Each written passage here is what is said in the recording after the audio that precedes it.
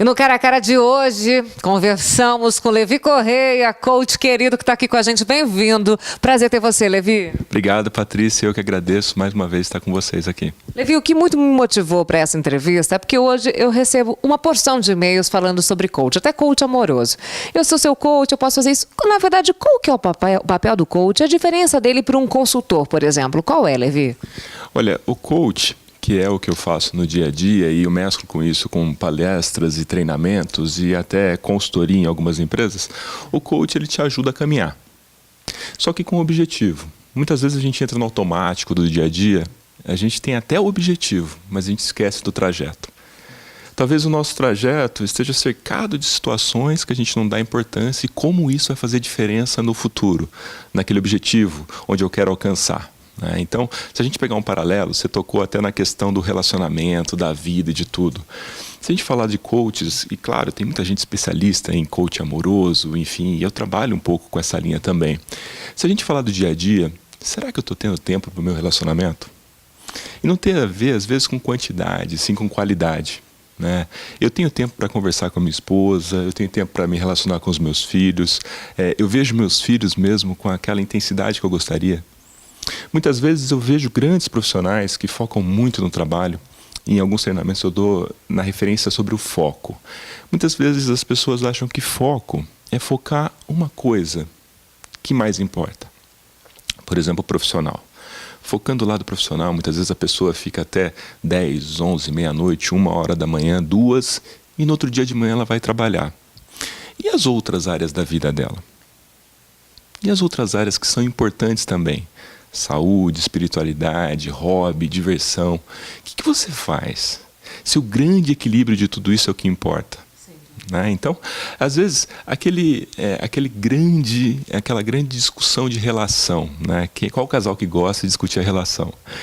E a comunicação, talvez, que falta no meu dia a dia, eu juntei no meu mês, nos meus meses, para discutir tudo de uma vez. Eu não poderia ter esmiuçado isso no dia a dia. Mas não, talvez isso tenha entrado num âmbito muito automático. E eu vejo isso, eu estava almoçando com clientes essa semana, eu vi um casal numa mesa ao lado, Patrícia, que foi muito engraçado. Antigamente você chegava para o garçom chegava até você na mesa, pois não, posso tirar o pedido. E a primeira coisa que eles pedem hoje é a senha da internet. Verdade. Olha a conexão, quer dizer, tudo distanciando da pessoalidade. Sabe o que as empresas estão ficando cada vez mais carentes? Do olho no olho. Cara a cara, sorriso. Muitas empresas crescem e ficam impessoais. Você não fala mais com a pessoa, você fala com uma máquina. Essa máquina tem um processo. Você chega hoje para comprar alguma coisa, a pessoa ela tem todo um ritual que beira talvez o automático, o robô, e a gente perde os pequenos momentos, que é o que traduz o nosso dia a dia. Você chega no supermercado hoje, você chega para o caixa, ele em vez de falar bom dia, boa tarde, boa noite, ele fala CPF na nota. Então, olha o automático, olha a minha vida. Você chega com um casal, os jantares a 2 viraram jantares a 4, porque é você, seu parceiro e mais 2 celulares. E olha como isso vai invadindo os nossos dias e transformando isso em situações momentâneas. Ou seja, como que eu estou cuidando do meu trajeto? O coach, ele faz perguntas, ele te conduz através de perguntas dentro de um objetivo, mas muito mais para a gente entender como está sendo o nosso caminho. De que forma que a gente está aproveitando isso no nosso dia a dia, com foco, com objetivo e com lucidez. E é a mesma coisa que consultor ou é diferente? O coach ele pode usar técnicas de coach dentro da consultoria, mas uma coisa é você dizer o que tem que fazer e outra coisa é você inspirar a pessoa a pegar o caminho certo para onde ela quer atingir. Porque muitas vezes eu como líder, vamos supor que eu preciso dar uma orientação. Se eu virar para alguém e falar assim, faça por favor assim. Muitas vezes eu estou cerceando aquela pessoa para um processo criativo dela. Ao invés de virar para ela e falar assim, olha, de que forma, na sua opinião, ficaria melhor isso? E esse processo criativo, que muitas vezes alguns chefes, e diferencia de chefes e líderes, que eles perdem a oportunidade. Boa. Então, vai até um certo ponto, se você tem uma experiência fantástica naquilo que você faz, mas não interrompa o processo criativo da pessoa. Isso tem a ver com ser um líder coach. né? De que forma que seria melhor para você, melhor para a organização, melhor para a empresa. Aí você deixa uma parte do processo criativo para a pessoa poder inserir ali e talvez mudar uma coisa que você não viu há muito tempo na sua empresa, no seu negócio. Agora, o coach, ele atua individualmente ou sempre em grupo? Eu posso contratar um coach para mim, Patrícia, principalmente em tempos de crise, onde a gente está vendo realmente que todo mundo está sendo muito convidado a se revisitar, a se rever, ou uma empresa que contrata o serviço de um coach? Existem as duas formas, né? Existe o coach para grupos, né? Você trabalha com grupos específicos ou múltiplos, e existe o personalizado, o individualizado. E essa questão da crise está realmente buscando muitos coaches no mercado, especialistas, né? Eu tive a oportunidade de estar numa empresa algumas semanas atrás, Patrícia, e quando a gente fala de crise, tem alguns consultores que viram e falam, olha, tira o S da crise. Aí você tem que criar. Mas aí você conversando com isso no dia a dia, acaba ficando distante, né? E eu gosto de jogar situações práticas. Eu adoro metáfora. Acho que o mundo da metáfora ajuda a gente a refletir de várias formas. Cheguei numa empresa, fui altamente bem recepcionado aquele dia, né? Boa tarde, seja bem-vindo à nossa empresa, por favor, sente-se, vou chamar a pessoa com a qual você vai conversar. Após 4 minutos de conversa, entra um colaborador da empresa, bateu na porta, com licença, com 2 águas de coco. Sabe aquela... Era uma tarde quente, aquela água de coco descendo, bem geladinha, com 2 canudos. Eu falei, uau, aquilo por dentro deu uma... Né? Quer dizer, de que forma, nos pequenos detalhes, eu consigo reinventar o meu negócio? E eu não estou falando, assim, da falta de criatividade no dia a dia, mas, assim, são pequenos movimentos que a gente faz em buscar o novo. Agora, de que forma eu consigo levar meu cliente comigo? De que forma eu consigo ser diferente para melhor? Sair do automático do dia a dia, levantar. Muitas vezes eu viro para as pessoas e falo assim, você sabe como você chegou até aqui na empresa? Às vezes não. É uma grande dificuldade hoje as pessoas prestarem atenção ao redor. Porque o automático ele já fez parte do nosso dia a dia. Né? Você para no semáforo, ao invés de você olhar para o ambiente, você baixa porque você está olhando no celular. Aliás, começa na cama de manhã, né? O despertador ele mudou para o celular e tem um sabotador que chama soneca. Esse soneca é engraçado que assim, a pessoa nunca dá um soneca. Ela dá pelo menos 2 e 3, né? Porque eu sei que cada 5 minutos é um soneca, então eu tenho 15 minutos de soneca. Ali já entra uma primeira negociação, você com você. Né? Ou seja, o que me inspira a levantar? Quais os motivos, que aí entra um pouco da motivação, de alcançar objetivos e tudo, mas que me inspira a chegar no meu resultado? Se naquele momento eu penso em apertar 3 vezes o soneca, talvez eu não tenha algo que esteja me inspirando. Né? Tá engajado com o meu propósito, aquilo que eu estou fazendo? Né? E a gente pensa em crise na situação de antecipar talvez soluções, mas a crise ela pode estar ali dentro de casa, pode estar comigo. Com o que eu escolhi, com os meus valores, naquilo que eu acredito. Então começa talvez quando eu levanto pela manhã. É o soneca que eu dou, é o distanciamento que eu tenho para a relação, eu chego com a família, tá eu, minha esposa, e talvez com os meus filhos. Qual é a atenção que eu dou para aquele momento?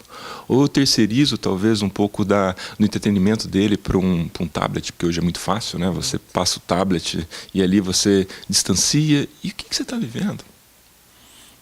Curtir o trajeto, curtir o caminho, fazer realmente valer a pena, para não ser mais um.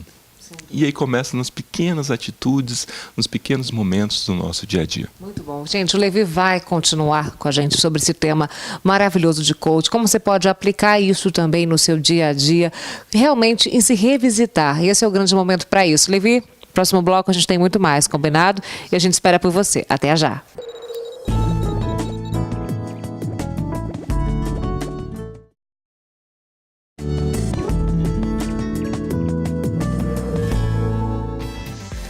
E nós estamos de volta com o nosso encontro. Muito feliz por ter Levi Correia hoje aqui com a gente, falando sobre coach. Aliás, uma profissão que cresceu muito nos últimos anos. E Levi, tem mercado para tudo isso, todos os profissionais que estão se tornando coach? Eu acredito que sim. Obrigado mais uma vez. Eu sempre acredito e acreditei que sempre há espaço para bons profissionais, independente da função. Né? Então, o coach ele vem justamente E ele permanece porque ele faz sentido, né? O resultado ele está claro nas ações, então o bom coach, assim como bons profissionais, sempre tem espaço no mercado. E o coach tem uma formação, ou ele faz algum curso, tem que ter alguma formação acadêmica, ou ele faz um curso e se torna coach?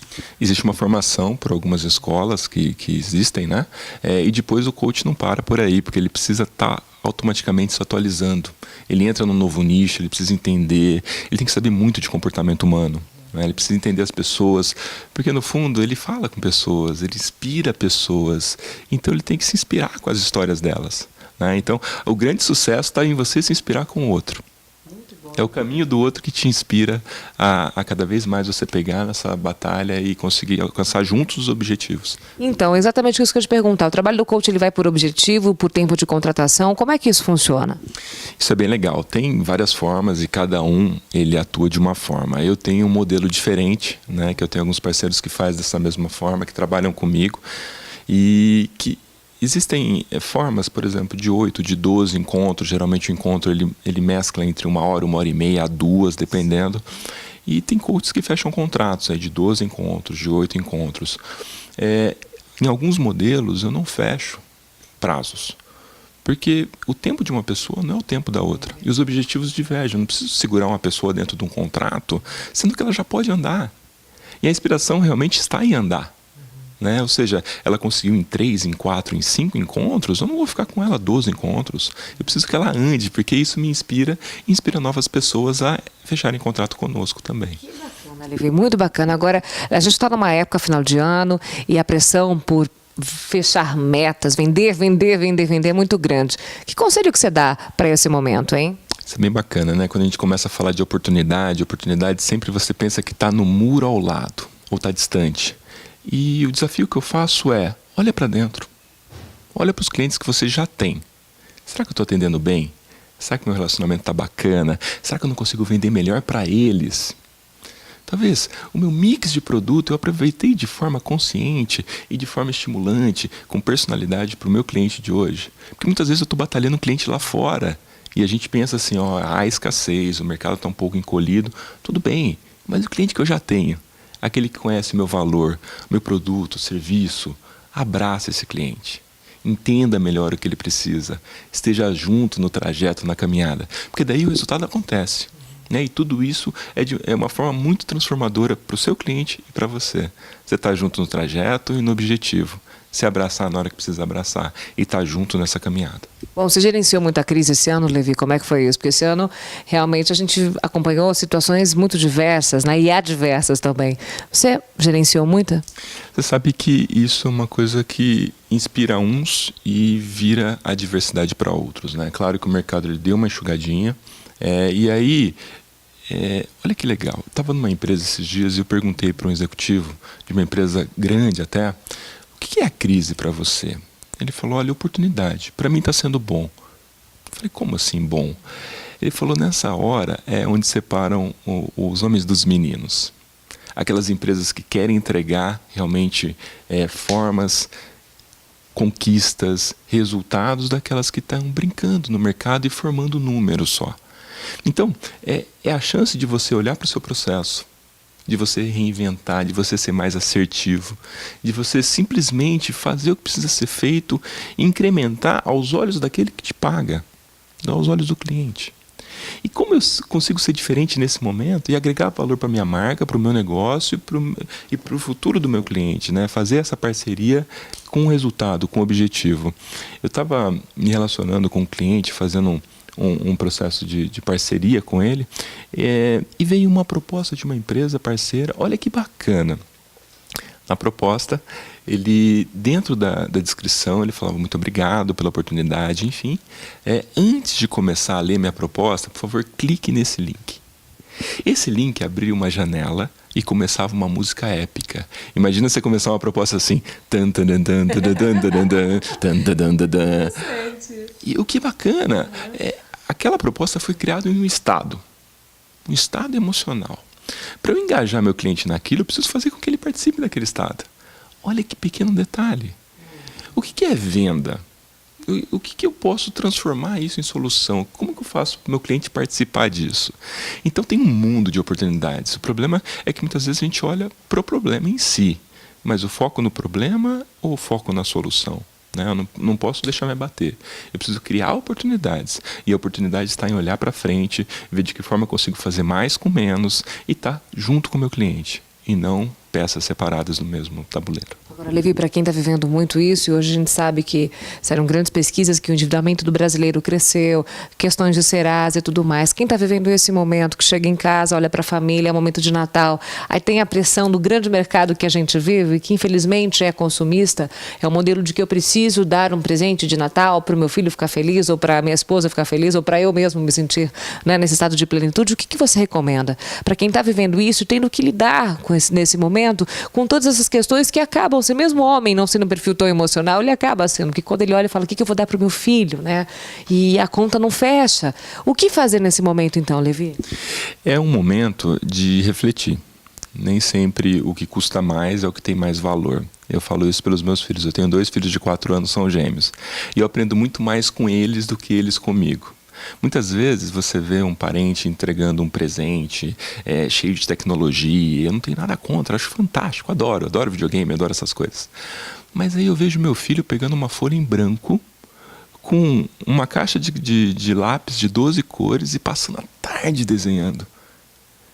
E o processo de criativo nascendo, pai, eu identifiquei os heróis, vem ver. E ele põe do jeito dele lá o nome do herói, identifica e cria. E você fala, puxa, o que é valor para mim e o que é valor para ele? O que é importante e o que é necessário? Quando a gente fala da família, do endividamento, claro, poxa, se apertou, isso vai prejudicar a família.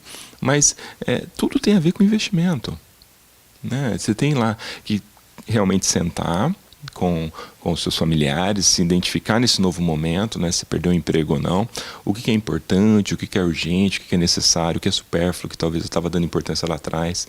O grande problema é que muitas vezes a pessoa perde o emprego, ela tinha um nível de vida naquela situação anterior e ela não se reenquadra nesse novo nível.